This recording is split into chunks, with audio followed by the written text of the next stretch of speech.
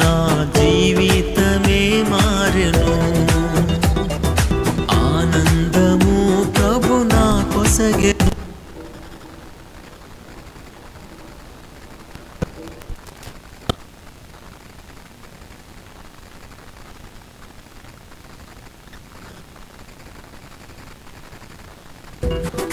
నా యుల్లమందు యేసు వచ్చెన్, నా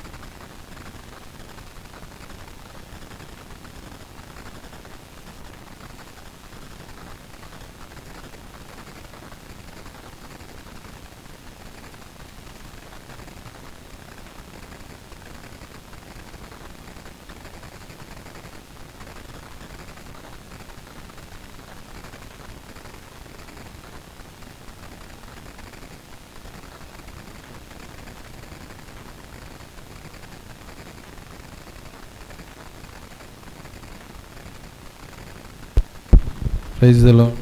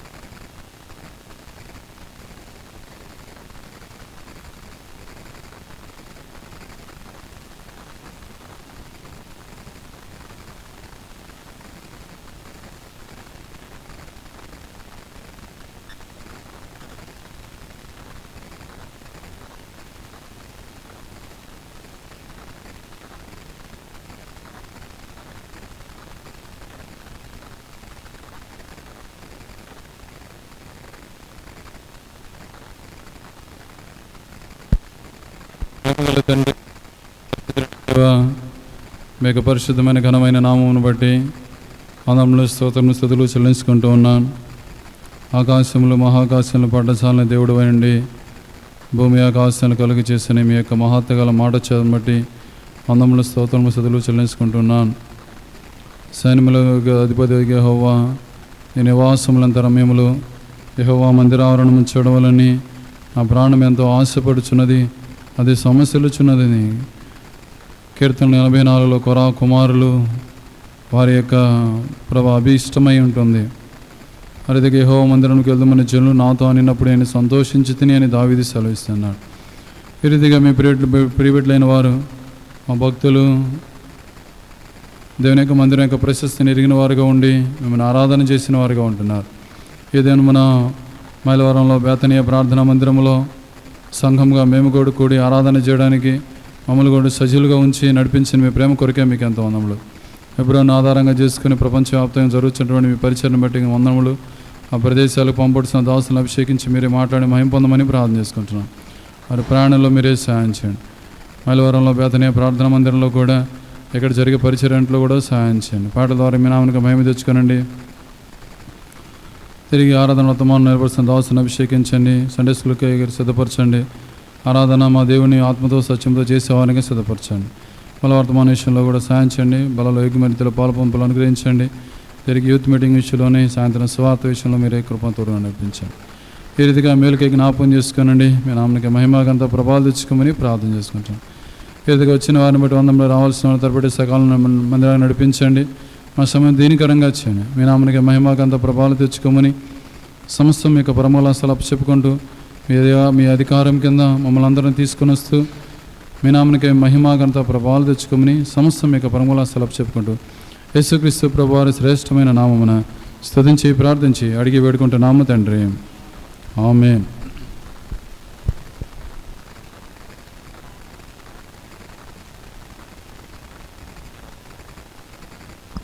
రెండు పాటలు పండి.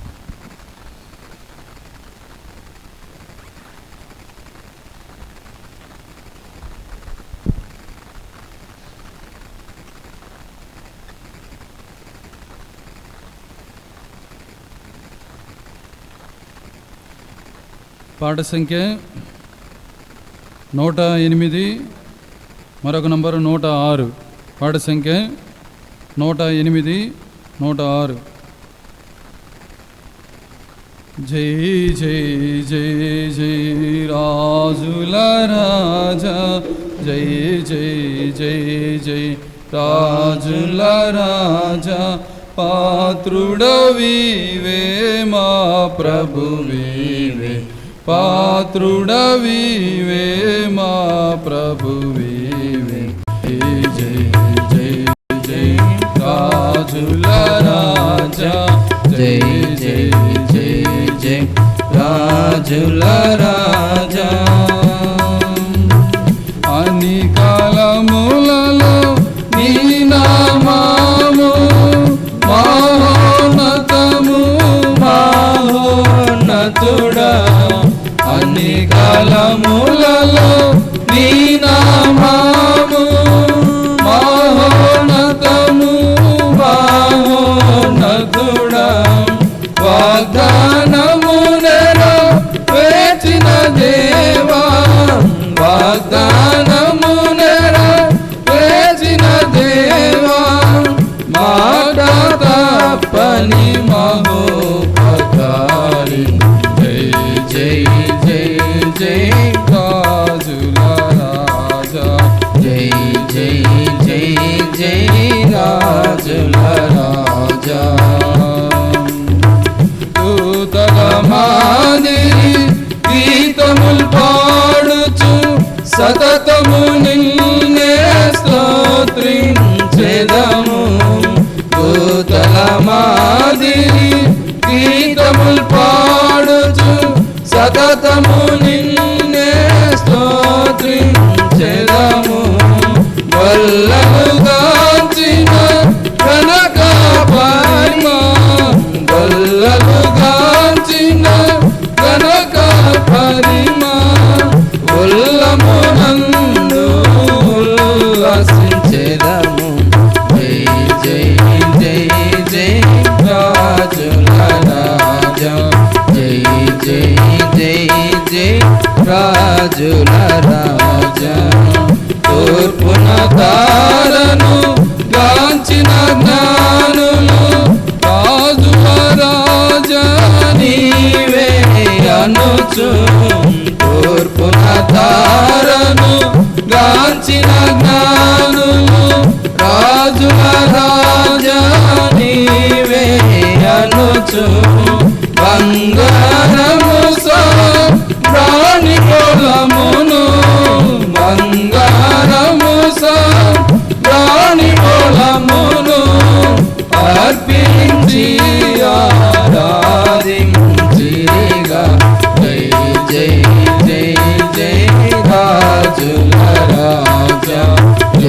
జై జై జై రాజుల రాజా.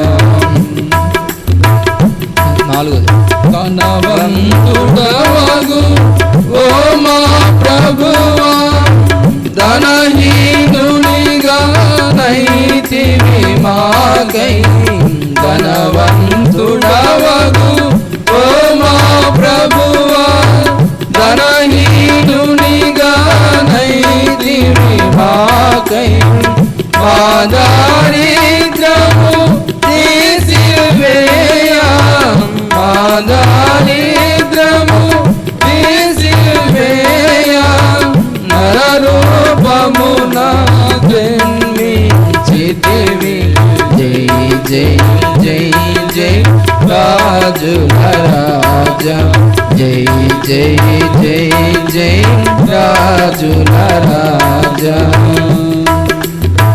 యేసు ప్రభుండా రక్తము కాచి ఎంచి మమ్ము విమోచించితివి. యేసు ప్రభుండా రక్తము కాచి ఎంచి మమ్ము విమోచించితివి. ఎంచాలేని మేలులనెప్పుడు, ఎంచాలేను మేలులనెప్పుడు, ఎన్నదగిన మా దేవుడని.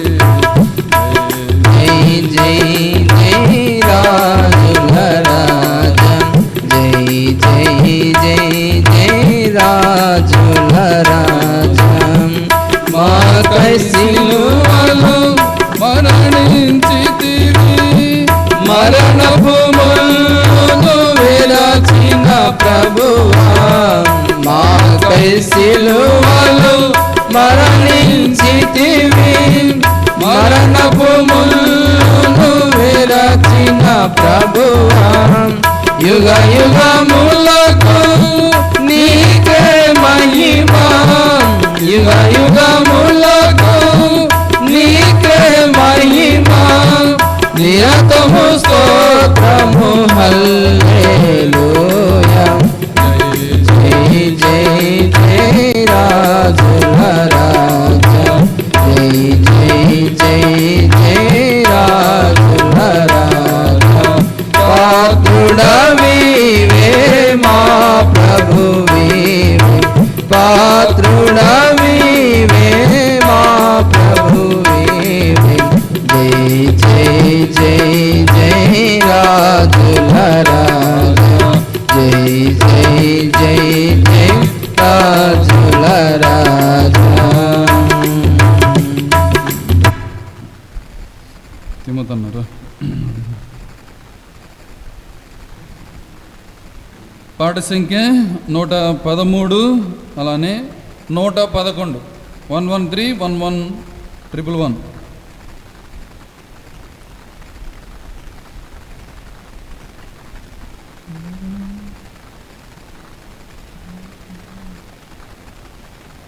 ఓ యేసుని ప్రేమ ఎంతో మహనీయము,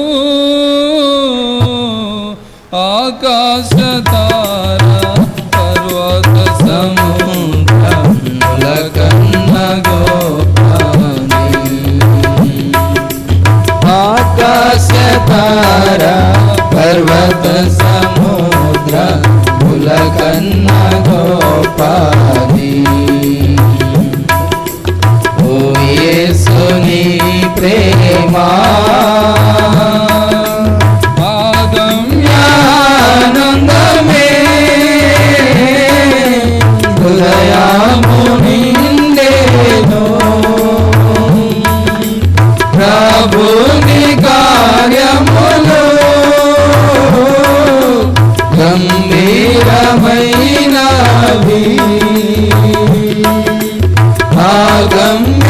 ఆగమ్యానందమే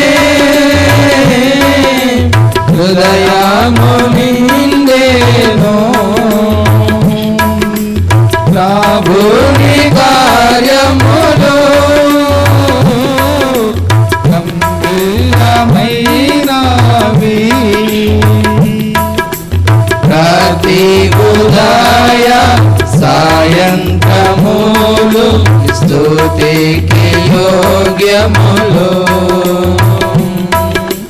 ప్రతి ఉదయ సాయంత్రములు స్తుతికి యోగ్యములు,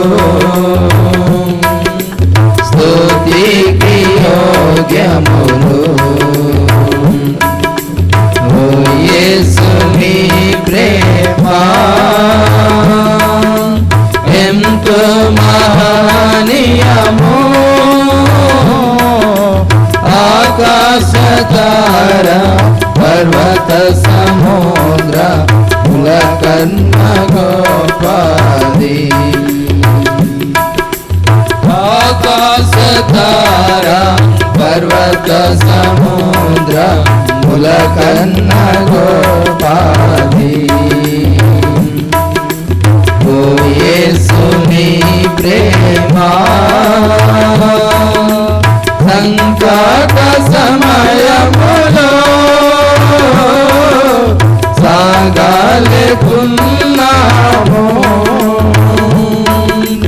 దయ చూపు నా మీద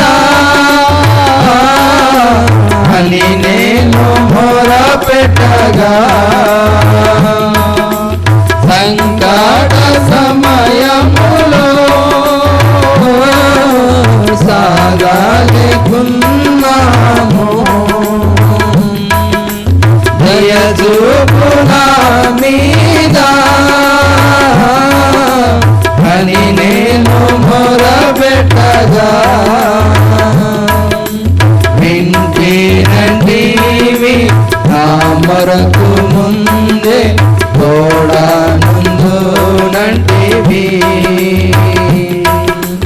వింటినంటివి నా మొరకు ముందే తోడానందునంటివి, తోడానందునంటివి.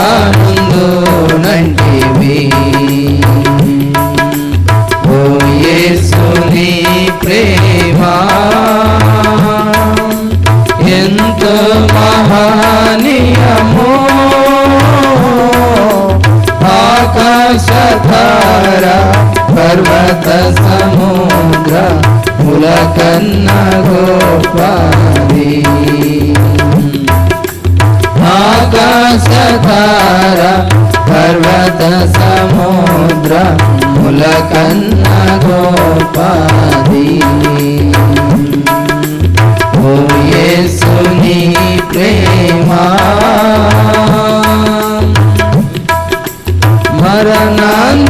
మరణాంధకారపు లోయాన్ని సంచరించిన నిరంతరమేసు నాదు కపారి మరణాంధకారపు లోయాన్ని సంచరించిన నిరంతరమేసు నాదు కపారి కరమునిచి నన్ను గాయుచు నడుపు కరుణాగల ప్రభువు, కరమునిచి నన్ను గాయుచు నడుపు కరుణాగల ప్రభువు, కరుణాగల ప్రభువు. ఓ యేసు నీ ప్రేమ ఎంతో మహనీయము, ఆకాశ తార పర్వత సముద్ర కులకన్న గోపాది. ఆకాశ తార పర్వత సముద్ర కులకన్న గోపాది. ఓ యేసు నీ ప్రేమ గొదువాలనీయునా భయపడను నేనెప్పుడు, పాచిక బయలులో వరుండ చేయును కొలువాలనియునా భయపడను నేనెప్పుడు పాచిక బయలులో వరుండ చేయును భోజన జలములతో తృప్తి పరచుచు నాతో నుండు యేసు భోజన జలములతో నుండి పరచుచు నాతో నుండు యేసు నాతో నుండు యేసు ఓ యేసు నీ ప్రేమ ఎంతో మహనీయము ఆకాశ తార పర్వత సముద్ర ములకన్న గోపది ఆకాశ తార పర్వత సముద్ర ములకన్న గోపది ఓ యేసు నీ ప్రేమ దేవుని గృహములో సదా స్తుతించెదను సంపూర్ణ హృదయముతో సదా భజించెదను దేవుని గృహములో సదా స్తుతించెదను సంపూర్ణ హృదయముతో సదా భజించెదను స్తుతి ప్రశంసలకు యోగ్యుడేసు హల్లెలూయా ఆమేన్ స్తుతి ప్రశంసలకు యోగ్యుడేసు హల్లెలూయా ఆమేన్ హల్లెలూయా ఆమేన్ ఓ యేసు నీ ప్రేమ ఎంతో మహనీయము ఆకాశ తార పర్వత సముద్ర ములకన్న గోపది ఆకాశ తార పర్వత సముద్ర ములకన్న గోపది ఓ యేసు నీ ప్రేమ పాడు సంఖ్య 133 అలానే 131 పాట సంఖ్య 133 131 సర్వకృపానిధి అగు ప్రభువా సకల చరాచర సంతోషమా స్తోత్రము చేసి స్తుతించెదము సంతసముగా నేను పొగడెదము స్తోత్రము చేసి స్తుతించెదము సంతసముగా నేను పొగడెదము హల్లెలూయా హల్లెలూయా హల్లెలూయా హల్లెలూయా హల్లెలూయా యని పాడెదను ఆనందముతో సాగెదను ఆనందముతో సాగెదను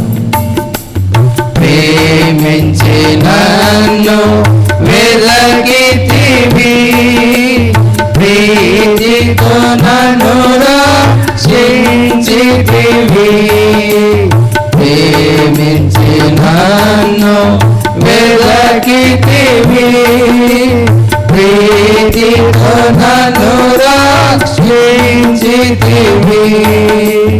పరిశుద్ధముగా జీవించుటకై పాపిని నన్ను కరుణించితివి, పరిశుద్ధముగా జీవించుటకై పాపిని నన్ను కరుణించితివి. హల్లెలూయా హల్లెలూయా హల్లెలూయా హల్లెలూయా హల్లెలూయా అని పాడెదను, ఆనందముతో సాగెదను, ఆనందముతో సాగెదను. అల్పకాల శ్రమలను భవింప అనుదినము కృపణించితివి, అల్పకాల శ్రమలను భవింప అనుదినము కృపణించితివి, నాదుని అడుగు జాడలలో నడచుటకు నన్ను పిలచితివి, నాదుని అడుగు జాడలలో నడచుటకు నన్ను పిలచితివి. హల్లెలూయా హల్లెలూయా హల్లెలూయా హల్లెలూయా హల్లెలూయా అని పాడెదను, ఆనందముతో సాగెదను, ఆనందముతో సాగెదను. మరణ శరీరము మార్పునంది, మహిమ శరీరము పొందుటకై, మరణ శరీరము మార్పునంది, మహిమ శరీరము పొందుటకై, మహిమాత్మతో నన్ను నింపితివి, మరణ భయములను తీర్చితివి, మహిమాత్మతో నన్ను నింపితివి, మరణ భయములను తీర్చితివి. హల్లెలూయా హల్లెలూయా హల్లెలూయా హల్లెలూయా హల్లెలూయా అని పాడెదను, ఆనందముతో సాగెదను, ఆనందముతో సాగెదను. భూమి నుండి శ్రేష్ఠ ఫలముగను దేవునికి నిత్య స్వాస్యముగా, భూమి నుండి శ్రేష్ఠ ఫలముగను దేవునికి నిత్య స్వాస్యముగా, భోజనములలో నుండి నన్ను ప్రేమించి క్రయధనమిచ్చితివి, భోజనములలో నుండి నన్ను ప్రేమించి క్రయధనమిచ్చితివి. హల్లెలూయా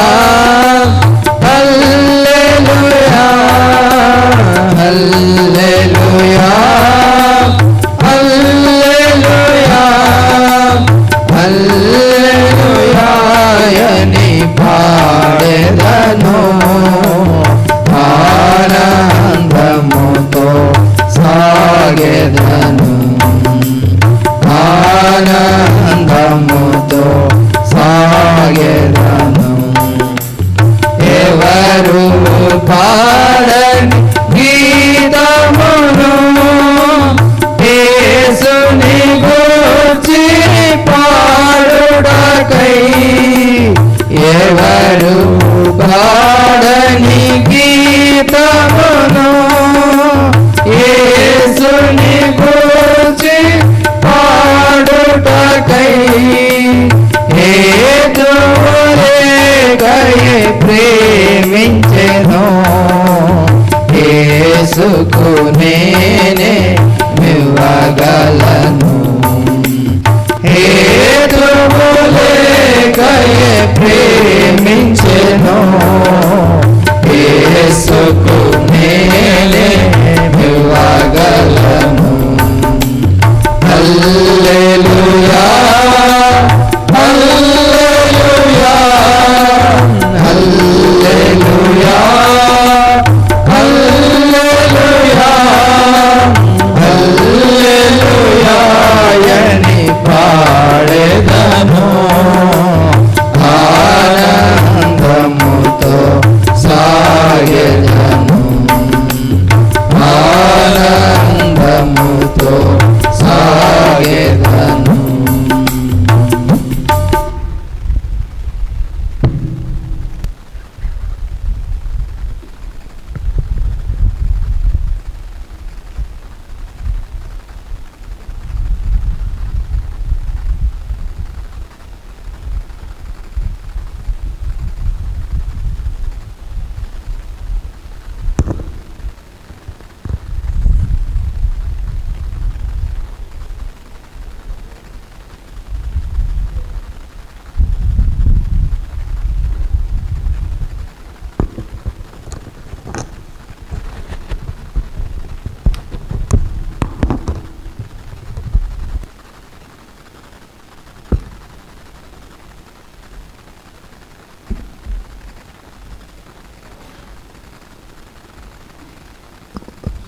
ఆరాధనలోకి ప్రవేశించక పూర్వము పరిశుద్ధ గ్రంథం బైబిల్లో నుంచి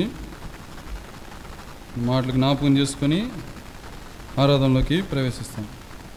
దాని నిమిత్తమై కీర్తనల గ్రంథము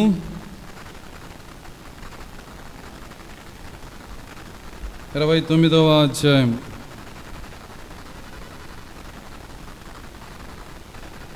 కీర్తనల గ్రంథము 29వ అధ్యాయము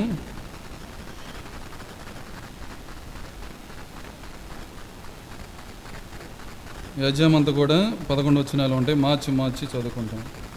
కీర్తన గ్రంథము 29వ అధ్యాయము మార్చి చదువుకుంటాం. దైవపుత్రులారా యెహోవాకు ఆరోపించుడి, ప్రభావ మహాత్మ్యములను యెహోవాకు ఆరోపించుడి.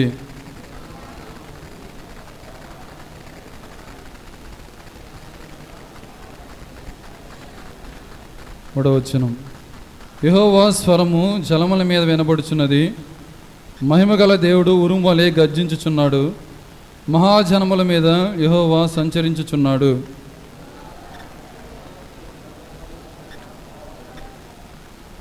యెహోవా స్వరము దేవదారు వృక్షములు విరుచును, యెహోవా లెబానోను దేవదారు వృక్షములు ముక్కలుగా విరుచును.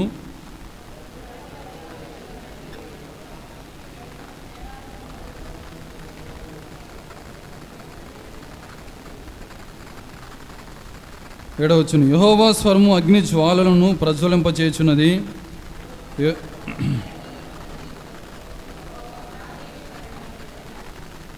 తొమ్మిదవచ్చును, యెహోవా స్వరము లేలను ఈన చేయును, అది ఆకులు రాల్చును. ఆయన ఆలయంలోనున్నవన్నీ ఆయనకే ప్రభావం అనుచున్నవి.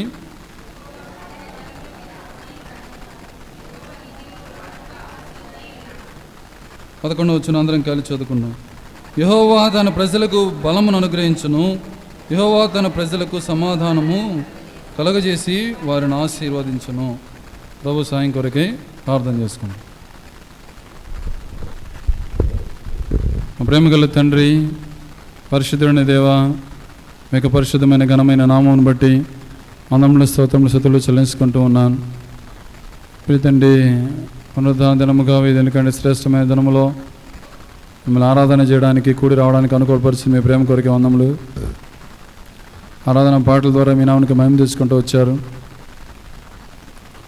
తిరిగి ప్రభు ఆరాధన వర్తమానేశ్వరం మీరే సాయం చేయండి. చదవండి లేఖన భాగంను దీవించండి, ఆశీర్వదించండి, విరిచి వడ్డించి ధర్మశాస్త్రం నుండి ఆశ్చర్యకాలు గ్రహించడానికి మా మనోతులను వెలిగించండి. తద్వారాగా ప్రభా మేము మా ప్రభుని, మా రాజును ఆత్మతో సత్యముతో ఆరాధించే భాగ్యం అనుగ్రహించమని ప్రార్థన చేసుకుంటున్నాం. సమయం మేలుకరంగా చేయండి. కంటి కనిపించిన చీకటి అంధకార శక్తి నేస్తున్నాము లయపరిచి మీ నామనికి మహిమ ఘనత ప్రభావాలు తెచ్చుకోమని సమస్తం యొక్క పరమల స్థలపు చెప్పుకుంటూ యేసుక్రీస్తు ప్రభువారి శ్రేష్టమైన నామను స్తుతించి ప్రార్థించి అడిగి పెట్టుకుంటున్నాము తండ్రి. ఆమేన్.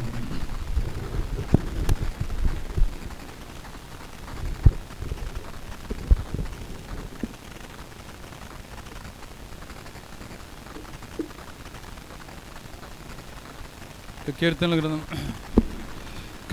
గ్రంథము 29వ అధ్యాయం. 29వ అధ్యాయము యొక్క కీర్తన రాసింది ఎవరు? పైన రాసిందంటే దావీదు కీర్తన. దావీదు తన యొక్క జీవితంలో దేవుని అనేక విధాలుగా ఆరాధన చేసిన వాటిలో కనిపిస్తూ ఉంటుంది. తను సౌలు చేత తరముడిచిన దినాలలో కూడా ఆరాధన చేస్తూ వచ్చాడు. తనకంట ఒక స్థలం రాయబడిన మాట ఏంటంటే ఆరాధన స్థలం ఉందంట. కనుక తనకు ఎలాంటి పరిస్థితులు ఉన్నప్పటికీ కూడా తనకు మనసులో అలానే భౌతికం కూడా ఒక స్థలం ఉంటుంది. అదేంటంటే ఆరాధనా స్థలం. కనుక దావీదు ఎప్పుడు కూడా దేవుని ఆరాధన చేస్తే వాడేవాడు. ఎన్నిసార్లు అంట దినానికి వచ్చేసరికి తను 7 సార్లు స్తుతించేట్లు కనిపిస్తూ ఉంటాడు. కనుక తను ఇక జీవితంలో దేవుని ఆరాధించుట, గణపరచుట అనేది తను ఎంతగానో ఇష్టపడినట్లుగా కనిపిస్తూ ఉంటుంది. కానీ దానియేలు అయితే దినానికి 3 సార్లు ప్రార్థన చేస్తూ ఉంటే, దావీదైతే తన జీవితంలో తను ఎంతగానో ఆరాధనకి ఎంతో ప్రాధాన్యత ఇచ్చినట్లు కనిపిస్తూ ఉండదు. ఎందుకంటే ఈయన ఇశ్రాయేలీల మధుర గాయకుడు కనుక పాటలు రాసేవాడు ఏ విషయాలలోకి వచ్చినప్పుడు.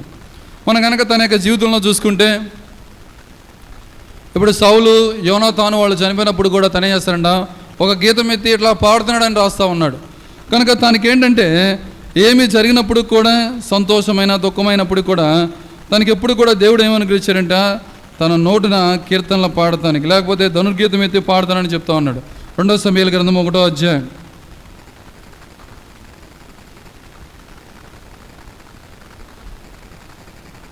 17-18 వచనాలు కలిసి ఉంటాయి. ఇక్కడ చూడండి, 2 సమూయేలు గ్రంథం 1వ అధ్యాయం 17-18.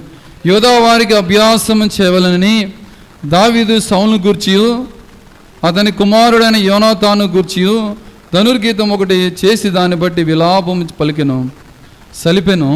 అది యాషారు గ్రంథమందు లెక్కింపబడినది. ఎట్లనగా, ఇశ్రాయేలు నీకు భోషణమగు వారు నీ ఉన్నత స్థలం మీద హతులైరి. కనుక తన యొక్క జీవితంలో చూసుకుంటే ఏ సందర్భంలో అయినప్పటికీ కూడా, దుఃఖ సందర్భంలో వచ్చినప్పుడు కూడా పాడుతూ ఉంటాడు, సంతోషం ఉన్నప్పుడు కూడా తను ఏంటంటే ప్రతి దానికి కూడా మనకు కూడా ఏంటంటే మనకి ఏదన్నా ప్రభు మహిమలో ఎవరైనా పిలబడినప్పుడు కూడా ఏం చేస్తూ ఉంటారు, అక్కడ దానికి సంబంధించిన ఉంటుంది. అది కూడా విశ్వాసికి అది కూడా శ్రేష్టతమైనది. కనుక ఆ విషయాల్లో కూడా దేవుని ఆరాధిస్తూ ఉంటాడు, గణపరుస్తూ ఉంటాడు, పాటలు పాడుతూ ఉంటారు. కనుక తను కూడా ఏం చేస్తారంటే లేదా ఇశ్రాయేల్ యొక్క మధుర గాయకుడు అని చెప్పబడుతూ వచ్చింది. 2వ సమూయేలు గ్రంథము 23వ అధ్యాయం. 2వ సమూయేలు గ్రంథము 23వ అధ్యాయం మొదటి వచనం. 2వ సమూయేలు గ్రంథము 23వ అధ్యాయం మొదటి వచనం. దావీదు రచించిన చివరి మాటలు ఇవే. యెష్షయి కుమారుడు దావీదు పలికిన దేవోక్తి ఇదే. యాకోబు దేవుని చేత అభిషక్తుడై మహాధిపత్యము నొందినవాడును ఇశ్రాయేలు స్తోత్ర గీతములను మధుర గానం చేసిన గాయకుడునకు దావీదు పలికిన దేవోక్తి ఇదే. కనుక ఏంటంటే ఇశ్రాయేలు స్తోత్ర గీతములను మధుర గానం చేశారన్నమాట. గానం చేయడం ఏంటంటే మధుర గాయకుడు అనేటువంటి పేరు కూడా దావీదుకు ఉంది. కనుక మన జీవితాలలో కూడా పాట ద్వారా కూడా దేవుని గణపరచుట, ఆరాధించుట, అలానే తను తన జీవితం ద్వారా కూడా దేవుని ఆరాధించినట్లుగా మనం కనిపిస్తూ ఉండేది. అందుకని తను ఇక కీర్తనలో చెప్తూ ఉంటాడు. కీర్తన గ్రంథం 29వ అధ్యాయం చదువుకుంటూ వచ్చాం కదా.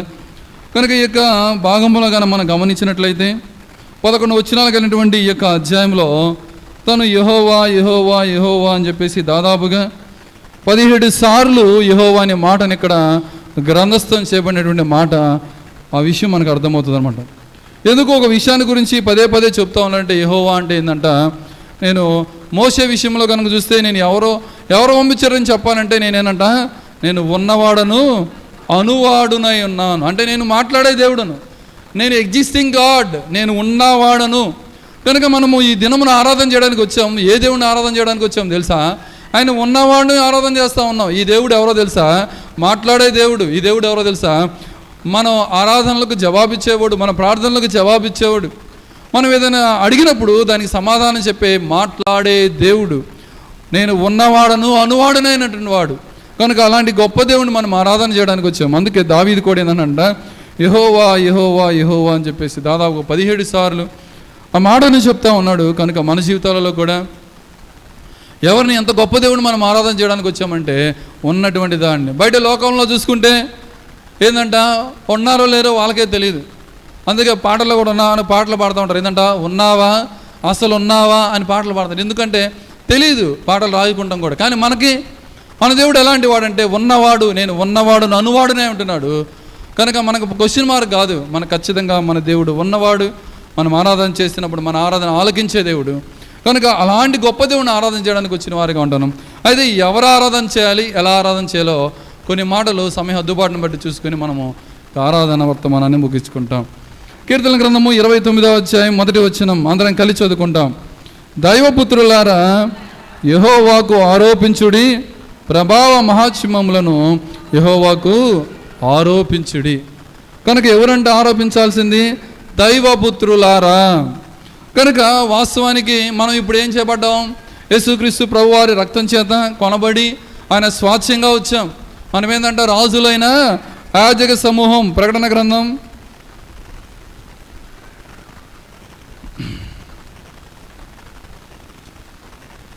5వ అధ్యాయం, ప్రకటన గ్రంథము 5వ అధ్యాయం 9-10 వచనాలు కలిసి ఉంటాయి. అందరము కలిసి చదువుకుంటాం. ప్రకటన 9-10 5వ అధ్యాయం, ప్రకటన గ్రంథం 5వ అధ్యాయం 9-10 వచనాలు కలిసి ఉంటాయి. అందరం కలిసి చదువుకుంటాం. ఆ పెద్దలు, నీవు ఆ గ్రంథమును తీసుకొని దాని ముద్రలను విప్పుటకు యోగ్యుడవు, నీవు వధింపబడిన వాడవై నీ రక్తం ఇచ్చి ప్రతి వంశములోను ఆయా భాషలు మాట్లాడు వారిలోను ప్రతి ప్రజలోను ప్రతి జనములోను దేవుని కొరకు మనుషులను కొని మా దేవునికి వారిని ఒక రాజ్యముగాను యాజకులుగాను చేసితివి గనుక వారు భూలోకమందు ఏలుదురని క్రొత్త పాట పాడదు. కనుక ఏంటంటే మనం ఏంటంటే ఆయనకి ఏం చేస్తారంటే మనకు ఒక రాజ్యంగా చేసుకుంటూ వచ్చాడు. కనుక మనం ఏంటంటే ఆయన యొక్క బిడ్డలుగా చేసుకుంటూ వచ్చాడు. మనం ఏంటంటే ఆయన యొక్క యాజకులుగా ఉంటున్నాం.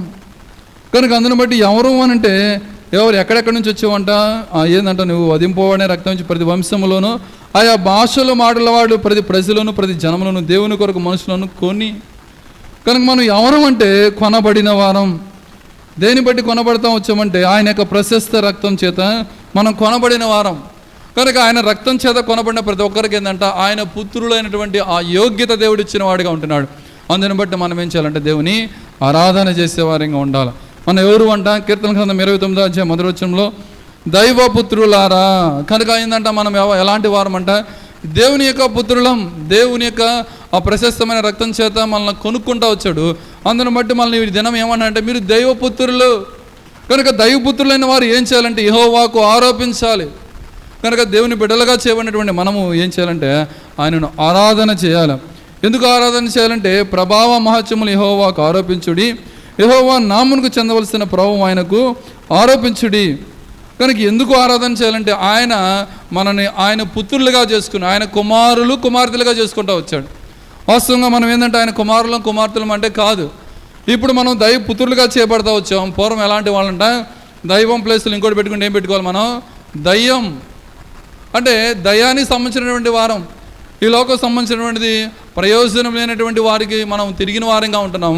అయితే కేవలం ఆయన ఉచితమైన కృపచేత ఆయన ఏం చేస్తూ వచ్చారంటే మనల్ని దైవ పుత్రులుగా చేసుకుంటూ వచ్చాడు. కనుక దైవ పుత్రులుగా చేసుకుంటే మనము దైవ పుత్రులు ఆంటులుగా ఉన్నటువంటి మనము దేవుని ఆరాధన చేయకుండా ఎలా ఉండగలం? కనుక పూర్వం అయితే మన జీవితం మన స్థితి బహు భయంకరంగా ఉంది. కీర్తన గ్రంథము 89వ అధ్యాయం, కీర్తన గ్రంథము 89వ అధ్యాయం 6వ వచనం అందరం కలిసి చదువుకుంటాం. 5వ వచనం 6వ వచనం అందరం కలిసి చదువుకుంటాం. కీర్తన గ్రంథం 89:5 యెహోవా ఆకాశ వైశాలముని ఆశ్చర్యకారములను స్తుతించుచున్నది. పరిశుద్ధ దూతల సమాజములో నీ విశ్వాసతను బట్టి నీకు స్తుతులు కలుగుచున్నవి. ఏంటంట? పరిశుద్ధ దూతల సమాజంలో నీ విశ్వాసతను బట్టి నీకు స్తుతులు కలుగుచున్నాయి. పరిశుద్ధ దూతల అంటే పరిశుద్ధంగా ఉండేవాళ్ళు కూడా దేవుని స్తుతిస్తూ ఉన్నారు. అంటే ఏంటంటే ఆయన పరిశుద్ధతను చూసినప్పుడు వాళ్ళు దేవుని స్తుతించకుండా ఉండలేకపోతున్నారు, దేవుని ఆరాధించకుండా ఉండలేకపోతున్నారు, దేవుని గణపరచకుండా ఉండలేకపోతున్నారు. మనం భౌతికంగా కనిపించేటువంటి దాని విషయాలు అందంగా ఉన్నాయి అనుకోండి, మనం ఏమంటాం? అవి చూడంగానే అబ్బా ఎంత బాగుంది, ఎంత బాగుందని అనుకుంటాం. అలాంటిది ఈ దూతలు కూడా ఏంటంటే ఆయన చూడంగానే ఆయన చూసి ఆయన గణపరచలేకుండా ఉండలేకపోతున్నాయి. కనుక మన జీవితాలు, మన పరిస్థితి ఏంటి? మనం దేవుడు రక్షించకుండా వచ్చాడు, భయంకరమైన పాపపు జీవితం నుంచి దేవుడు తీసుకొని వచ్చాడు. ఇప్పుడు దయ్యం పుత్రులైనటువంటి మనం గతకాలంలో దయ్యం పుత్రులం, ఇప్పుడే దైవ పుత్రులుగా చేస్తూ వచ్చాడు. ఇప్పుడు మనం ఆరాధించడానికి బద్దులం. ఆరాధించడానికి మనము ఒకవేళ ఆయన యోగ్యులు కాదు, ఆయన యోగ్యులుగా చేసుకుంటాడు. అది మనం ఒక రకంగా చెప్పాలంటే ఏంటంటే ఆయన ఆరాధించడం మనకు ధన్యత. కనుక మనం ధన్యులుగా చేస్తూ వచ్చాడు. వీళ్ళు దూతలు సైతం కూడా ఎలా ఆరాధన చేస్తూ ఉన్నారంటే, దూతలు ఏం చేస్తారంటే పరిశుద్ధ దూతల సమాజంలో నీ విశ్వాసతను బట్టి నీకు స్తుతులు కలుగుచున్నవి. వాళ్ళు ఏంటంటే వారి విశ్వాసత అంటే ప్రభువా వాళ్ళు కూడా ఆరాధన చేస్తూ ఉన్నారు. వాళ్ళే దూతలే ఆరాధన చేస్తే భౌతికంగా మనం ఎంత ఆరాధన చేయాలా, మనం ఎంత కనపరచాలా? దేవుడు మన జీవితంలో చేసిన మేలులు తలపోసుకుంటే ఎన్నో మనం చెప్పలేం, వర్ణించలేం. మనం ఈ దినమున ఈ స్థితిలో ఉన్నాము అని అంటే, బ్రతికి ఉన్నామంటే, లేదా సజీవులుగా ఉన్నామంటే, వీడికంటే కూడా రక్షణలోకి వచ్చాము అని అంటే, వాస్తవానికి మనం అందరం ఎక్కడి నుంచి వాళ్ళంట లోకంలో ఉన్నవారం. ఒకవేళ అసలుకి దేవుని యొక్క సువార్త మనకు వినపడిద్దా? ఇక్కడ కూర్చున్న ఎక్కువ పర్సెంట్ ఏంటంటే దేవుని యొక్క పుట్టుకతో క్రైస్తవులు చాలా తక్కువ మంది. అందరూ కూడా కన్వర్టెడ్గా వచ్చారు, అయితే దేవుని యొక్క స్వరం వింటూ వచ్చాము. దేవుడు తీసుకొని వచ్చాడు ఆయన యొక్క మాటలు, అందుని బట్టి దానికి ఏం చేస్తారంట ఆ మాటకు విధేయత చూపించి లోబడి ఆయన యొక్క పుత్రులుగా చేపడతా వచ్చాం, ఆయన యొక్క మందిరంలోకి వచ్చాం. అందుని బట్టి ఏంటంట ఆ విశ్వాసం, దూతల సైతమే నీ విశ్వాసాన్ని బట్టి నీకు స్తుతులు కలుగుచున్నవి అని చెప్తా ఉన్నారు. 6వ వచనం అందరం కలిసి చదువుకోండి. 6వ వచనం 89:6 కీర్తనలు. మెంటను యెహోవాకు సాటి అయిన వాడెవడు? దైవపుత్రులలో యెహోవా వంటి వాడెవడు? మెంటను యెహోవాకు. ఇంకా మెంటను చూసుకుంటే ఎవరైనా సాటి అయిన ఉన్నారా అంటే ఎవరో లేరు. అక్కడ క్వశ్చన్ మార్క్ ఇస్తాను, ఎవరైనా ఉన్నారా? ఎవరో లేరు. కనుక ఆయనకి సాటి అయిన వాడే లేడు. అందుని బట్టి మనం ఏం చేయాలంటే ఆయన ఆరాధన చేయాలి. దైవపుత్రులు యెహోవా వంటి వాడేవాడు. 7వ వచనం కూడా అందరం కలిసి చదువుకున్నాం. పరిశుద్ధ దూతల సభలో ఆయన మిక్కిలి భీకరుడు, తన చుట్టూనున్న వారందరికంటే భయంకరుడు. యెహోవా సైన్యములకు అధిపతికి దేవా యెహోవా నీ వంటి బలాఢ్యుడెవడు? నీ విశ్వాస చేత నీవు ఆవరింపబడి ఉన్నావు. కనుక ఆయన చూస్తే ఈ విషయాల గురించి చూసుకుంటే ఆయన ఆరాధన చేయలేక ఉండలేము అనమాట. కనుక వాస్తవంగా ఇలాంటి గొప్ప దేవుణ్ణి మనం ఆరాధన చేయడానికి వచ్చిన వారు. అదే పూర్వం మన పరిస్థితి ఎలాంటిది, ఎంత భయంకరంగా ఉంటున్నాం. మత్తయి సువార్త 3వ అధ్యాయం, మత్తయి సువార్త 3వ అధ్యాయం అందరం కలిసి 7వ వచనం చదువుకుంటాం. మత్తయి సువార్త 3వ అధ్యాయము 7వ వచనం అందరం కలిసి చదువుకుంటాం. అతడు పరిసయ్యులలోను సద్దూకైలలోను అనేకులు బాప్తీసం పొందవచ్చుట చూచి, సర్ప సంతానమా, రాబో ఉగ్రతను తప్పించుకున్నట్టుకు మీకు బుద్ధి చెప్పిన వాడెవడు? మారు మనస్సుకు తగిన ఫలము ఫలించుడి. కనుక ఏమంటున్నారంటే ఇక్కడ వాస్తవానికి మన యొక్క జీవితంలో కూడా పూర్వం ఎలాంటి వారం అంటే మనం కూడా సర్ప సంతానం అంటే అర్థం ఏంటి? సర్పం ఎలా ఉంటుంది? స్ట్రైట్కి వెళ్ళిద్దా, వంకరకి వెళ్ళిద్దా అంటే అది వంకరకి వెళ్ళిద్ది. దాని మార్గాలు వంకరవి. అది ఎక్కడా కూడా స్ట్రైట్గా వెళ్ళేటువంటి స్వభావం ఉండదు. కనుక మన జీవితాలలో కూడా ఎలాంటివంటే వంకరై. పూర్వం మనం కూడా అంటే వంకర జీవితంలో ఉంటున్నాం. అయితే దేవుని ఉచితమైన కృపచేత మనం ఏం చేస్తుంటే వంకర దాకా పరిస్థితి నుంచి ఏం చేస్తారంట మళ్ళీ తీసుకుని వస్తూ వచ్చాడు. అయితే వాళ్ళు ఏమనుకుంటున్నారంటే వాళ్ళు మేము అబ్రహాము సంతానం అంటున్నారు. 8, 9 వచనాలు అందరం కలిసి చదువుకుంటాం. మత్తయి సువార్త 3, 8, 9. అబ్రహాము మాకు తండ్రి అని మీరు చెప్పుకొని తలంచవద్దు. ఏంటంట అయితే మీరు ఏమనుకుంటున్నారంటే అబ్రహాము మా యొక్క తండ్రి అని చెప్పుకున్నారు, అబ్రహాము సంతానం అని చెప్పుకుంటూ ఉన్నారు. అంతేకాకుండా మనకు లోకాసువార్త 16వ అధ్యాయంలో కూడా ఏమన్నాడంట, తండ్రివైన అబ్రహామా అంటున్నాడు. ఎవరైనా తండ్రివైన అబ్రహామా అంటున్నాడు. ఎవరు? ధనవంతుడు బహుశా ఏ సంతానం సంబంధించిన వ్యక్తి అయినా తండ్రివైన అబ్రహాం అని చెప్పేసి అక్కడ కూడా చెప్తా ఉన్నాడంటే బహుశా ఆయన కూడా అబ్రహాము సంతానం సంబంధించిన వ్యక్తి. కానీ అబ్రహాము సంతానం అని చెప్పుకుంటున్నాడు, కానీ కాకపోతే అబ్రహాముకు ఉన్నటువంటి విశ్వాసత లేదు, అబ్రహాముకు ఉన్నటువంటి మారు మనసు జీవితం లేదన్నమాట. కనుక అక్కడికి వెళ్ళినప్పుడు కూడా ఏమన్నాడంటే, పాతాళంలో కూడా కదా ఏమని చెప్తా ఉన్నాడంటే, తండ్రివైన అబ్రహామా ఆ లాజరును పంపించు అని చెప్తా ఉన్నాడు. కనుక మన జీవితాలలో కూడా మనం కూడా అలాంటి వారమే, వంకర జీవితం కలిగిన వారమే. అయితే ఆయన చేశారంటే మన మార్గంలో సరళం చేసిన వాడిగా ఉండి. యెషయా గ్రంథము 40వ అధ్యాయం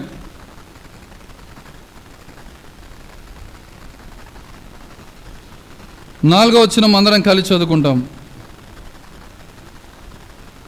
యెషయా గ్రంథము 40వ అధ్యాయం 4వ వచనం. ప్రతి లోయను ఎత్తు చేయవలెను, ప్రతి పర్వతను ప్రతి కొండను అణచవలెను, వంకరివి చక్కగాను కరుకైనవి సమముగాను ఉండవలెను.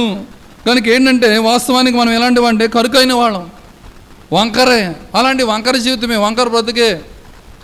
కనుక తార్సువాడైనటువంటి సౌలు కూడా పట్టబడినప్పుడేందంట, తిన్నని మార్గం అని ఉంటుంది, అక్కడ రాయబడింది అన్నమాట. తిన్నని మార్గం, తిన్నని ఎందుకంటే సరైంది కాదు. ఇక్కడ ఏంటంటే ఈ మార్గం ఎలాంటిదంటే వంకరవి చక్కగా కరుకనివి సమముగా ఉండవాలని. కనుక వాస్తవానికి మన జీవితం అలాంటివి. దేవుడు అన్ని సరిచేయాలని ఉద్దేశం కలిగి ఉన్నాడు. యెషయా గ్రంథము 53వ అధ్యాయం,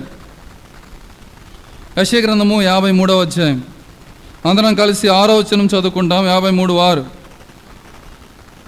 యెషయా గ్రంథము 53:6. మనమందరము గొర్రెల వలె త్రోవ తప్పిపోతేమి, మనలో ప్రతి వాడును తనకిష్టమైన త్రోవకు తొలగను, యెహోవా మన అందరి దోషమును అతని మీద మోపెను. కనుక మనం కూడా ఎలాంటి వారు అంటే పూర్వము ఎట్లా పడితే అట్లా గొర్రెల వలె త్రోవ తప్పి ప్రతి వాడు తనకి ఇష్టమైన త్రోవకు తొలగను. కనుక మన మార్గాలు సరైనవి కాదు. అయితే మనం ఏంటంటే అలాంటి వారంటే మనల్ని ఏం చేస్తారంటే మార్గంలో తీసుకొచ్చి ఆ కరవరిశిలో మనం చిందించిన రక్తం చేత ఆయన విడుదల విమోచన అనుగ్రహించి మనకేంటంటే గొప్ప రక్షణ ఇచ్చాడు. కనుక గొప్ప రక్షణ ఇవ్వడమే కాకుండా ఇప్పుడు ఏమంటాడంటే, నువ్వు నా కుమారుడు నా కుమార్తె అంటాడు. అసలు వాస్తవానికి మనం యోగ్యులం కాదు, ఇప్పుడేంటి రక్షణ ఇవ్వడమే కాకుండా నా కుమారుడు. ఎంత గొప్ప శ్రేష్టమైనటువంటి మాటలు ప్రభు వారు మనకు చెప్తున్నాడు. రోమిలకు రాసిన పత్రిక 8వ అధ్యాయం, రోమిలకు రాసిన పత్రిక 8వ అధ్యాయం అందరం కలిసి 14వ వచనం చదువుకుంటాం. రోమా 8:14. దేవుని ఆత్మచేత, రోమా 8:14, దేవుని ఆత్మచేత ఎందరూ నడిపింపబడుదురో వారందరూ దేవుని కుమారులైందురు. కనుక ఇప్పుడు వాస్తవానికి మన జీవితం ఎలాంటిదంటే వంకరదే. మన జీవితం ఏంటంటే త్రోవ తప్పిపోయిన వారంగా ఉంటున్నాం. ప్రతి ఒక్కరు మన ఇష్టానుసారమైన త్రోవకు వెళ్ళిపోతా వచ్చాం. అయితే ఆయన ఏం చేశాడు, ఆ త్రోవ నుంచి మనం తీసుకొని వచ్చాడు. ఇప్పుడు ఆయన మార్గంలో మనం తీసుకొని దానికి ఇష్టపడుతూ వచ్చాడు. కనుక ఇప్పుడు ఏంటంటే ఇప్పుడు అంత మాత్రమే కాకుండా ఏం చేస్తూ వచ్చాడంటే ఆయన ఆత్మను మనకు అనుగ్రహిస్తాడు. ఇప్పుడు మనం ఏంటంటే ఆయన కుమారులుగా కుమార్తెలుగా చేస్తూ వచ్చాడు. అందుని బట్టి మనం ఏం చేయాలంటే మొదటిగా దేవుని ఆరాధన చేసే వారిగా ఉండాలి. ఎందుకంటే దైవ పుత్రులుగా చేస్తూ వచ్చాడు, దైవ పుత్రుడు ఆండ్రుగా చేస్తూ వచ్చారు. అందుని బట్టి మనం దేవుని మొదటిగా ఆరాధన చేసే వారిగా ఉండాలి. కీర్తన గ్రంథము 29వ అధ్యాయం, కీర్తన గ్రంథము 29వ అధ్యాయం 2వ వచనం అందరం కలిసి చదువుకుంటాం. యెహోవా నామమునకు చెందవలసిన ప్రభావమును ఆయనకు ఆరోపించుడి, ప్రతిష్ఠితములకు ఆభరణము ధరించుకొని ఆయన ఎదుట సాగిలపడుడి. కనుక యెహోవా నామమునకు చెందవలసిన ప్రభావమును ఆయనకు ఆరోపించాలంట. ఇక్కడ ఏంటంటే 2వ భాగంలో ఏంటంటే ప్రతిష్ఠితములకు ఆభరణము ధరించుకొని ఆయన ఎదుట సాగిలపడుడి. ప్రతిష్ఠితమైన ఆభరణాలు అంటే భౌతిక కనిపించిన ఆభరణాలు కాదు, కానీ అదే ప్రతిష్ఠితం అంటే ఏంటంటే ప్రత్యేకమైనవి. కనుక ఆయన కొరకు మనం ఏం ప్రత్యేకంగా ఉండగలం, ఏమి చేయగలం? మొదటి దినవృత్తాంతాల గ్రంథము 16వ అధ్యాయం, మొదటి దినవృత్తాంతాల గ్రంథము 16వ అధ్యాయం అందరం కలిసి 29వ వచనం చదువుకుంటాం. అందరం కలిసి 29వ వచనం, మొదటి దినవృత్తాంతాల గ్రంథము 16వ అధ్యాయం 29వ వచనం అందరం కలిసి చదువుకుంటాం. యెహోవా నామమునకు తగిన మహిమను ఆయనకు చెల్లించుడి, నైవేద్యముల చేతపుచ్చుకొని ఆయన సన్నిధిని చేరుడి, పరిశుద్ధ అలంకారములకు ఆభరణమును ధరించుకొని ఆయన ఎదుట సాగిలపరుడి. పరిశుద్ధ అలంకారములకు ఆభరణములు కనుక ప్రతిష్ఠితములకు ఆభరణములు అంటే పరిశుద్ధ అలంకారములు. కనుక పరిశుద్ధ అలంకారములు అంటే ఏంటి అంటే ఆయన ఏదైతే నీతికి మంతుడిగా ఉంటున్నాడో ఆ నీతి, ఆయన ఏదైతే పరిశుద్ధుడిగా ఉంటున్నాడో ఆ పరిశుద్ధత. కనుక అలాంటి పరిశుద్ధతను నేను పరిశుద్ధుడైనాడు కనుక మీరును పరిశుద్ధులై ఉండు అని చెప్తా ఉన్నాడు. కనుక మన జీవితాలలో కూడా ఆయన పరిశుద్ధత మనకిస్తాడు, ఆయన నీతి మనకిచ్చాడు. కనుక ఇప్పుడు మనం ఎంత మాత్రం కూడా ఎప్పుడు కూడా మనం ఏంటంటే నీతిమంతులుగానే చేస్తూ వచ్చాడు. వాస్తవానికి అపవిత్రులము, అయితే ఏంటంటే మనం నీతిమంతులుగా చేస్తూ వచ్చారు. కనుక ఆయన చేసినటువంటి మేలులు ఎలాంటివి అంటే అమోఘమైనవి, అవి వర్ణించలేమన్నమాట. రోమిలకు రాసిన పత్రిక 12వ అధ్యాయంలో, రోమిలకు రాసిన పత్రిక 12వ అధ్యాయం, రోమిలకు రాసిన పత్రిక 12వ అధ్యాయం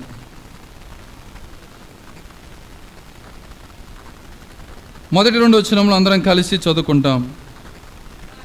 కాబట్టి సహోదరులానే, పరిశుద్ధమును దేవునికి అనుకూలమైన సజీవ యాగముగా మీ శరీరంలో ఆయనకు సమర్పించుడని దేవుని వాత్సల్యమును బట్టి మేము బతిమాలుకొనుచున్నాను. ఇట్టి సేవ మీకు యుక్తమైనది. మీరు ఈ లోక మర్యాదను అనుసరింపక ఉత్తమమును అనుకూలమును సంపూర్ణమైన దేవుని చిత్తం మీద పరీక్షించి తెలుసుకున్నట్లు మీ మనస్సు మారి నూతన మొగడం వలన రూపాంతరం పొందుడి. కనుక మనం ఏం చేయాలంటే, ఎలాంటి ఆభరణాలు అంటే ఈ లోకంలో ఉన్నటువంటి మర్యాద సంబంధించినవి కాదు, ఈ లోక సంబంధమైనవి కాదనమాట. కనుక ఆభరణములు అని అంటే ఏంటంటే, ప్రతిష్ఠితములు ఆభరణలు అంటే అది దైవిక సంబంధమైనటువంటి ఆత్మ సంబంధమైనటువంటి ఆభరణములు ఆయన ఏం చేశాడంటే మనం ధరించుకోవాలని చెప్తా ఉన్నాడు. పరమగీతములు 1వ అధ్యాయం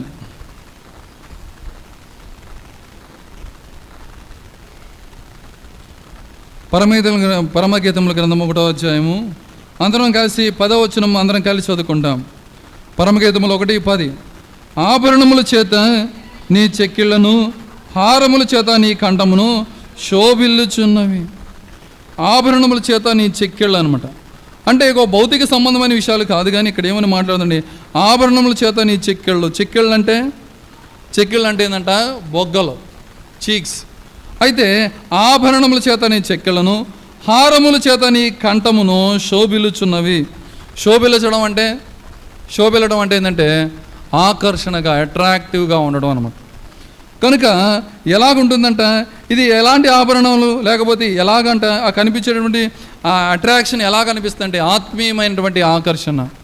కనుక మోషే సీనాయి కొండ మీద ఉన్నప్పుడు ఏంటంటే వెంటనే ఏంటంటే మొఖ చర్మము ప్రకాశిస్తూ ఉన్నది. కనుక మన జీవితాలలో కూడా ఆయన ఏం చేస్తారంటే ఆభరణములు ధరించుకోవాలి. ఒకవేళ మన ఆభరణాలను చూసినప్పుడు, ఒకవేళ మనకు మొహం చూసినప్పుడు వీళ్ళు నిజంగా రక్షణ వస్త్రం ధరించుకున్నారు, పరిశుద్ధతను కలిగి ఉన్నారు.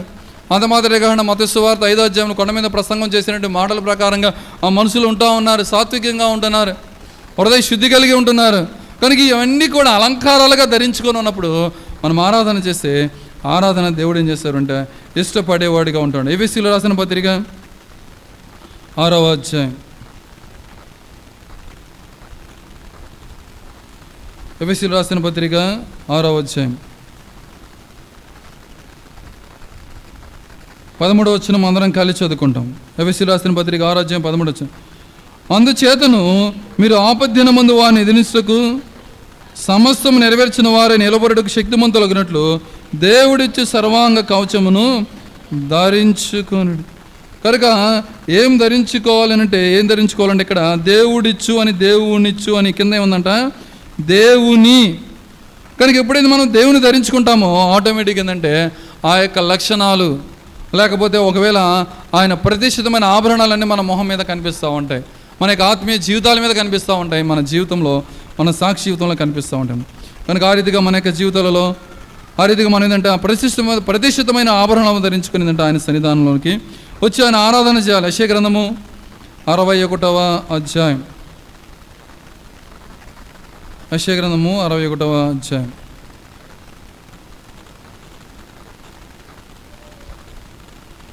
అందరం కలిసి 10వ వచనం చదువుకుంటాం. యెషయా గ్రంథం 61:10.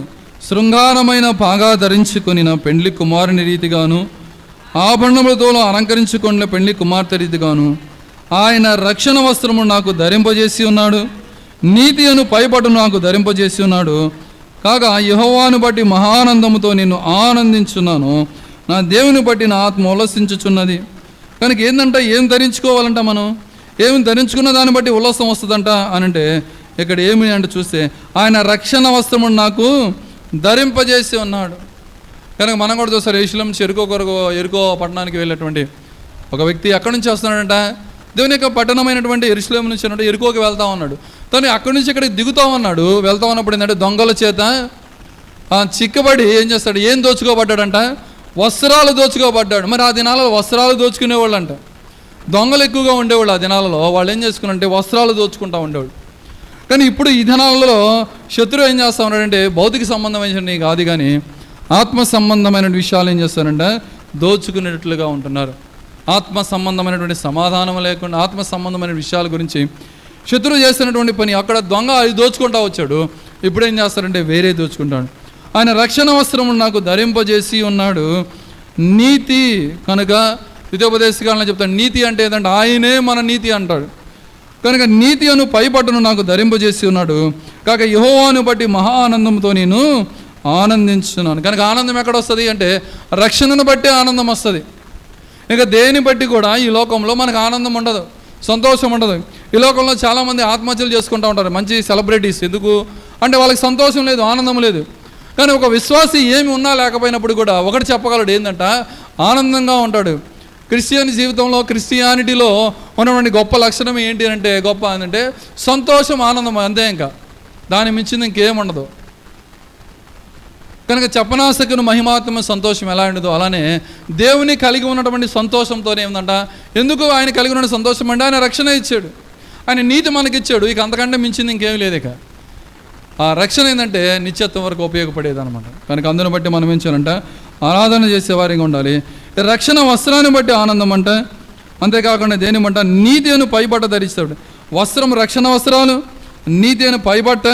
దాన్ని బట్టి ఏంటంటే ఇప్పుడు నా దేవుని బట్టి నా ఆత్మ ఉల్లసించున్నది. కనుక యెహోవాను బట్టి మహానందం ఉంటుంది, అలానే ఆయన బట్టి ఏంటంటే ఉల్లాసం ఉంటుందండి. కనుక మన జీవితాలలో మొదటిగా దేవుని ఆరాధించడానికి మొదటి కారణం ఏంటి అని అంటే ఏంటంటే దైవపుత్రులం. కీర్తన గ్రంథము 29వ అధ్యాయం. మొదటిగా ఆరాధన చేయడానికి మొదటి కారణం ఏంటంటే దైవపుత్రులు. వాస్తవానికి పూర్వకాలంలో మనం దేవుని ఎరగపూర్వము ఏంటి ఎలాంటి వారమంట, దయానికి సంబంధించిన వాళ్ళం.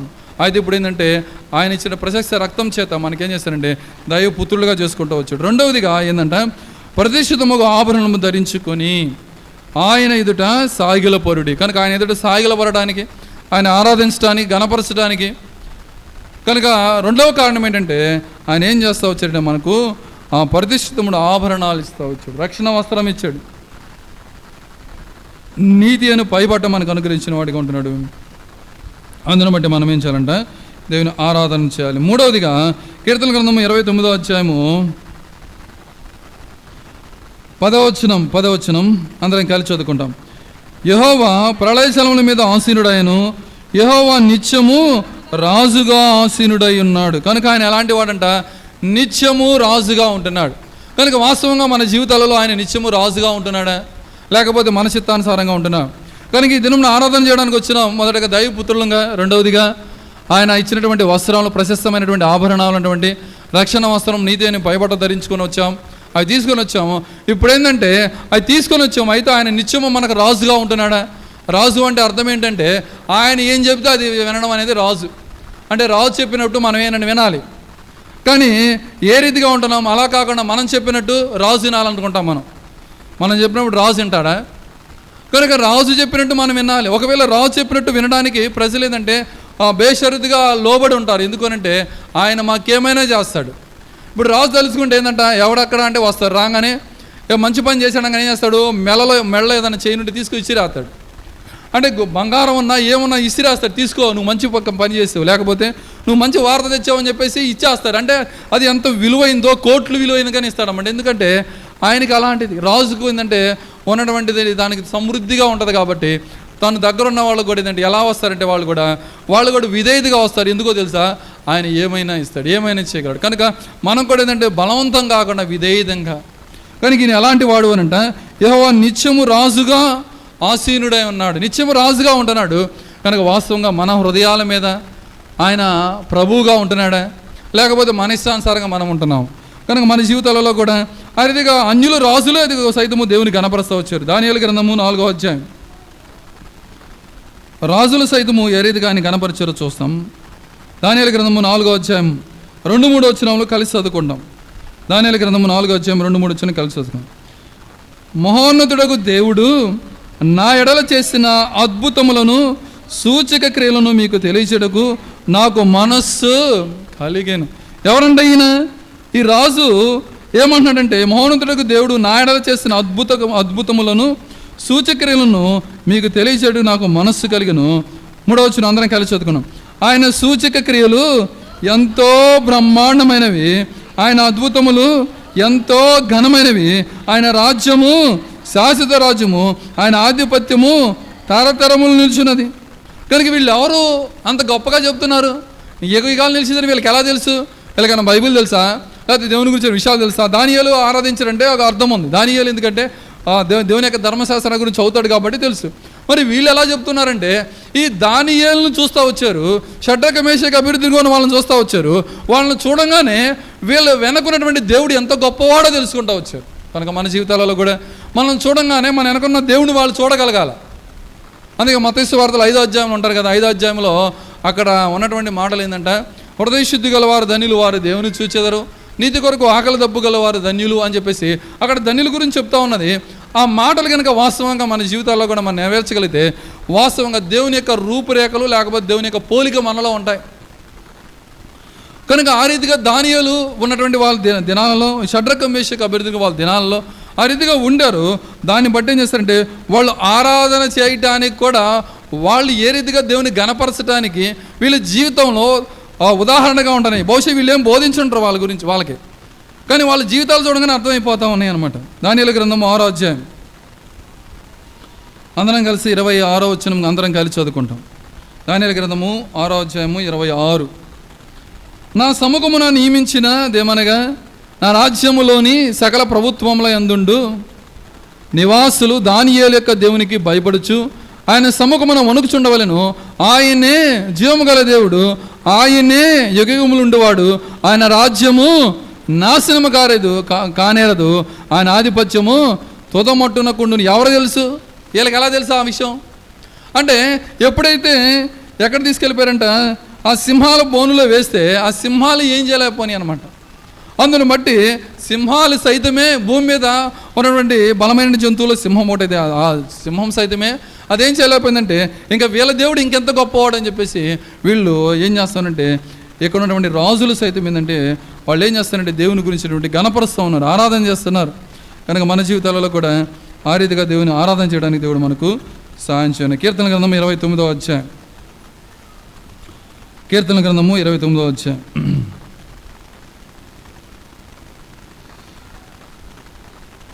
11వ వచనం అందరం కలిసి చదువుకుందాం. యెహోవా తన ప్రజలకు బలమును అనుగ్రహించును, యెహోవా తన ప్రజలకు సమాధానం కలుగు చేసి వారిని ఆశీర్వదించును, తన ప్రజలకు బలం అనుగ్రహించును. కనుక ఆయన ఎలాంటి వాడంటే బలం ఇచ్చే దేవుడు. నిర్గమాకాండం 13వ అధ్యాయం అందరం కలిసి నిర్గమాకాండం 13వ అధ్యాయము 3వ వచనం అందరం కలిసి చదువుకుంటాం. నిర్గమాకాండం 13:3. మోషే ప్రజలతో నిట్లనెను, మీరు దాసగృహమైన ఐగుప్తు నుండి బయలుదేరి వచ్చిన దినమును జ్ఞాపకం చేసుకుని, యెహోవా తన బాహుబలము చేత దానిలో నుండి మిమ్మల్ని బయటికి రప్పించును, పులిసిన దేదియు. కనుక ఆయన బాహుబలము చేత తీసుకుని వచ్చాడు. కనుక ఆయన ఏంటంటే బలం ఇచ్చేవాడు. కనుక ఆయన బలము ఎలాంటిదంటే, వాళ్ళు ఏమి చేయని అవసరం లేదు, చేయకుండానే వీళ్ళు సైలెంట్గా ఉంటే చాలు. ఆయన ఎలాంటి వాడంట, యెహోవా తన ప్రజలకు బలమును అనుగ్రహించేవాడు. కనుక మనం కనుక యుద్ధం కనుక చూస్తే, ఇక దావీదు యుద్ధం చేయడానికి వెళ్తే యుద్ధం ఏంటంటే యెహోవాదే అన్నాడు. వాళ్ళు ఏం చేయలే. కనుక వాళ్ళు జస్ట్ వాళ్ళు నిలబడుతూ ఉన్నారు, అంతే. దేవుడు తీసుకొచ్చాడు. ఇరుగో పట్టణంలో ఏం చేస్తూ వచ్చారు? వాళ్ళు ఏమైనా కష్టపడారా? ప్రాకారం తీసారా? ఏం చేయలే. వాళ్ళకి దేవుడే బలం ఇస్తే వచ్చాడు. కనుక వాళ్ళు ఆయన చెప్పిన మాట వినడమే బలం. కనుక ఆయన మాటకు బేషరతుగా లోబడి ఉన్నారు. కనుక ఆయన్ని ఎప్పుడు కూడా ఏంటంటే రాజుగా చేసుకుంటూ వచ్చారు. దాన్ని బట్టిందంటే వాళ్ళకి బలం వచ్చింది. కనుక ఆ బలాన్ని బట్టిందంటే యోర్దాను వారికి ఉన్నటువంటి దాన్ని బట్టి ఎర్ర సముద్రాన్ని దాటుతూ వచ్చారు. కనుక వాళ్ళు ఎర్ర సముద్రాన్ని దాటడానికి ఎంతగా ఉపయోగపడుతూ వచ్చిందంటే వారు బాహుబలం, దేవుని యొక్క బాహు బలం ఎంత బలంగా ఉండదంటే వాళ్ళు దాన్ని చూస్తూ వచ్చారన్నమాట. అంటే ఆయన బలము అంటే ఏంటంటే భౌతికంగా వచ్చి ఆయన ఏదో తీసేసి పక్కన పడేయడం కాదు, కానీ ఆయన మాట వినడం చేతనే అది అదృశ్యంగా కనిపిస్తాం, అదృశ్యంగా జరిగిపోతూ ఉంది, ఒక అద్భుతంగా జరుగుతూ ఉన్నాయి. కనుక ఆ రీతిగా ఆయన ఏ రీతిగా ఉన్నట్టే ఆయన బలం అనుగ్రహించేవాడిగా ఉంటున్నాడు. నిర్గమాకాండం 14వ అధ్యాయం అందరం కలిసి 21వ వచనం కలిసి చదువుకున్నాం. అందరం కలిసి 21వ వచనం 14:21. మోషే సముద్రం వైపు తన చేయి చాపగా యెహోవా ఆ రాత్రి అంతయు బలమైన తూర్పు గాలి చేసే సముద్రమును తొలగించి దాన్ని ఆరిన నేలగా ఏం చేయాల, వీళ్ళు ఏం చేస్తూ వచ్చారు, ఆయన చెప్పిన మాట వింటూ వచ్చారు.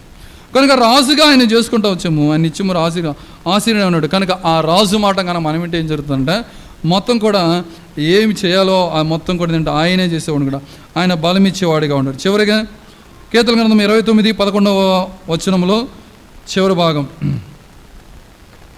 యెహోవా తన ప్రజలకు సమాధానం కలుగు చేసే వారిని ఆశీర్వదించును. కనుక ఆయన ఎలాంటి వాడంట, సమాధానం ఇచ్చే దేవుడిగా ఉంటున్నాడు. కీర్తన గ్రంథము 147వ అధ్యాయం, కీర్తన గ్రంథము 147వ అధ్యాయం.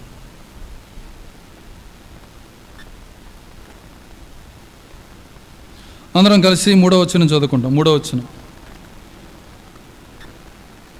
గుండె చెదరిన వారిని ఆయన బాగు చేయవాడు, వారి గాయములు కట్టువాడు. కనుక ఏంటంటే అంత మాత్రమే కాకుండా 14వ వచనం అందరం కలిసి చదువుకుంటాం. నీ సరిహద్దులలో సమాధానం కలుగు చేయవాడు ఆయనే, మంచి గోధుమలతో తృప్తిపరిచేవాడు కూడా ఆయనే అంటున్నాడు.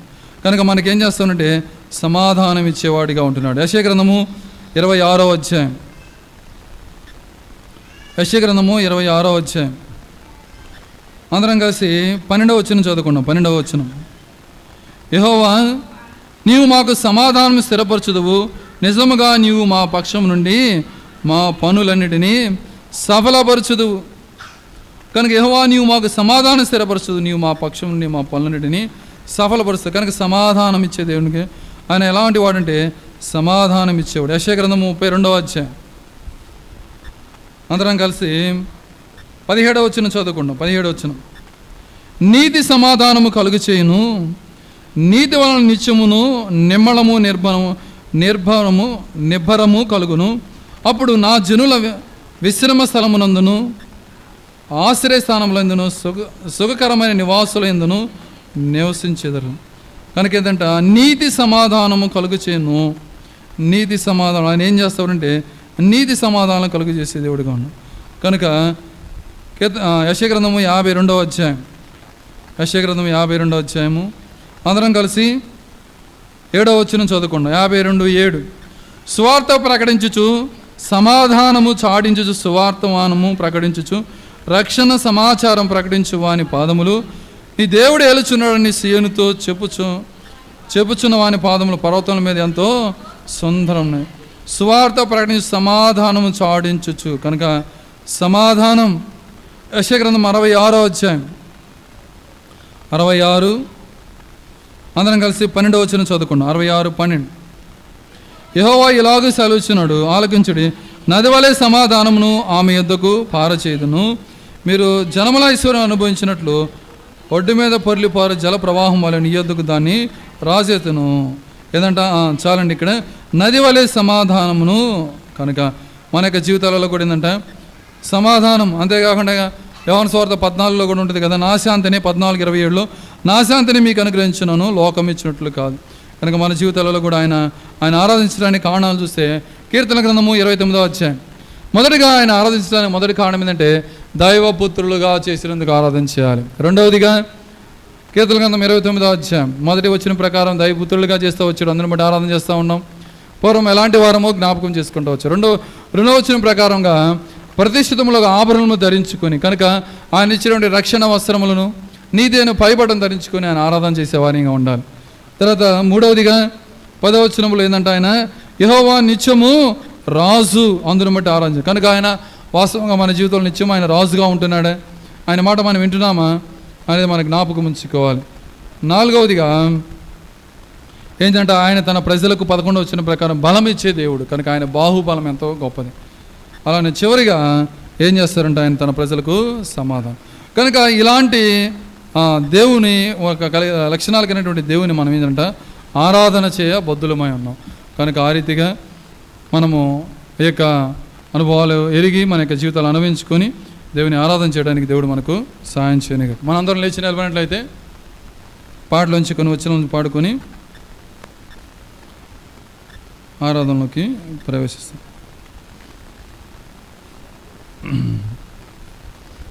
పాటలు పాడండి. దేవప్రియడం జాషువా పాటలు పాడతానండి. పాట సంఖ్య 218, 216, 187. 218, 216, 187.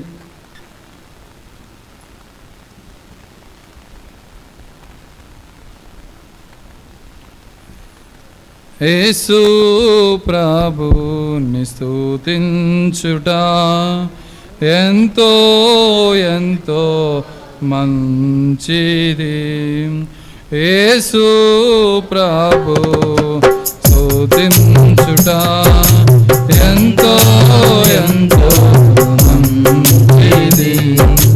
మహోన్నతుడా నీ నామమును, మహోన్నతుడా నీ నామమును స్తుతించుటవే బహు మంచిది.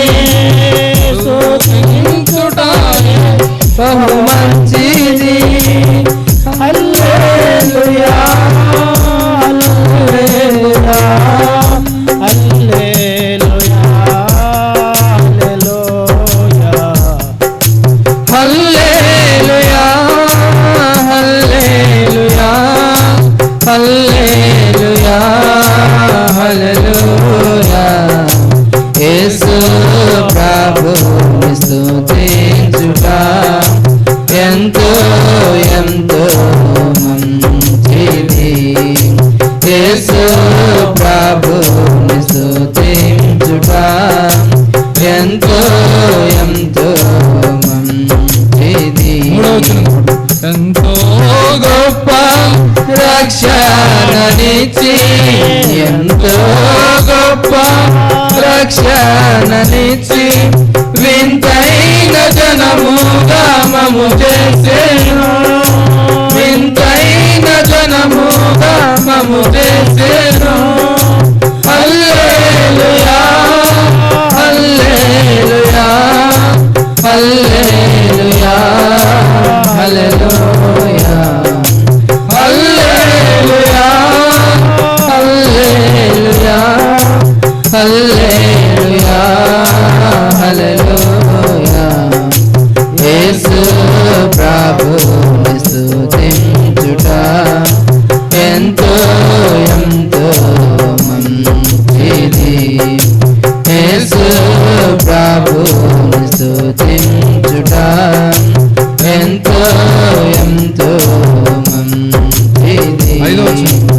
ఉన్నత దుర్గము రక్షణ శృంగము, ఉన్నత దుర్గము రక్షణ శృంగము రక్షించువాడు మన దేవుడే, రక్షించువాడు మన దేవుడే.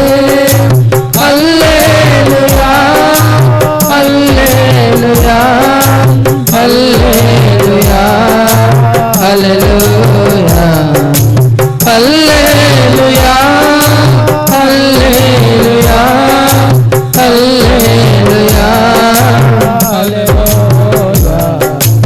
యేసు ప్రభుని స్తుతించుట ఎంతో ఎంతో మంచిది. యేసు ప్రభుని స్తుతించుట ఎంతో ఎంతో మంచిది. రాత్రి బవళ్ళు వేణులతోను, రాత్రి బవళ్ళు వేణులతోను స్తుతించుటయే బహు మంచిది. స్తుతించుటయే బహు మంచిది. హల్లెలూయా హల్లెలూయా హల్లెలూయా హల్లెలూయా హల్లెలూయా హల్లెలూయా హల్లెలూయా హల్లెలూయా.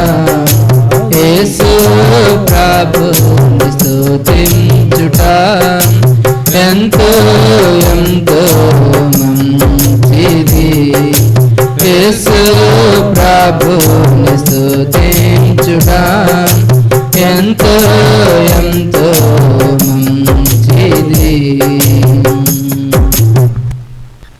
ఆరాధనలకు ప్రవేశిస్తాం. మొదటిగా సండే స్కూల్ టీచర్ మొదటిగా ఆరాధన చేస్తారు.